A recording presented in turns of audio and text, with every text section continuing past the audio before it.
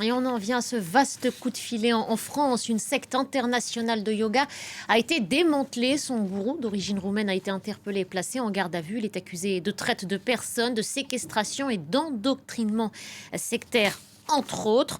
On en parle avec vous, Sébastien Farsi. Bonjour à vous, vous êtes le correspondant de RFI en Inde. Sébastien, c'est vous qui révélez cette information après avoir enquêté pendant plus de 2 mois sur cette secte.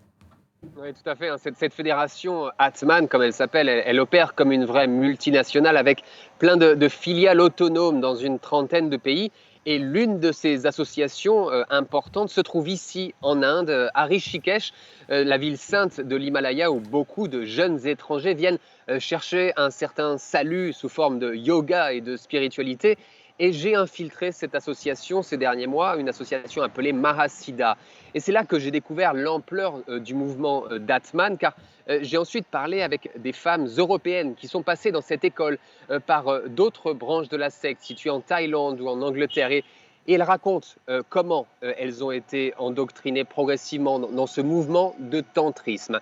Une étape cruciale est en fait le passage en Roumanie, lors d'un camp estival au bord de la mer Noire organisé par l'association MISA, qui est une organisation qui a été fondée par ce gourou arrêté, Grégorian Bivolarou. Et c'est lors de ce stage roumain qu'elle serait repérée, poussée à des pratiques sexuelles débridées, voire des orgies entre elles. Et c'est ensuite qu'elles sont envoyées à Paris, Sébastien. Oui, tout à fait, hein. Pendant des années, la secte Atman, quand elle parle à ses adeptes féminines, leur dit que l'initiation sexuelle avec Grégoriane Bivolarou est l'aboutissement de leur apprentissage spirituel. Elles sont donc emmenées pour cela, les yeux bandés, vers plusieurs logements parisiens où elles se retrouvent rapidement enfermées pendant des semaines et contraintes, là, eh bien, d'avoir ces relations sexuelles avec Grégoriane Bivolarou, ce supposé gourou de 71 ans. 3 de ces victimes se sont confiées à moi ces derniers mois, une française, une allemande et une anglaise, qui sont chacune entrées dans cette secte par une branche différente, en Angleterre, en Thaïlande et ici en Inde. Une des femmes me disait avoir dû coucher 3 fois avec lui et avoir vu surtout quelque chose qui l'a profondément choqué, c'est que Grégoriane Bivolarou aurait eu des relations sexuelles avec une mineure de 16 ans. C'était apparemment la fille d'une des adeptes hongroises de la secte.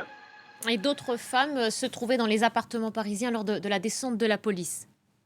Il y avait en effet 26 femmes, jeunes femmes enfermées dans les différentes résidences d'Île-de-France quand la police est arrivée, ce qui vient confirmer les témoignages que j'ai recueillis ces derniers mois et que nous avons diffusés sur RFI quant à l'ampleur de ce réseau international de traite de femmes.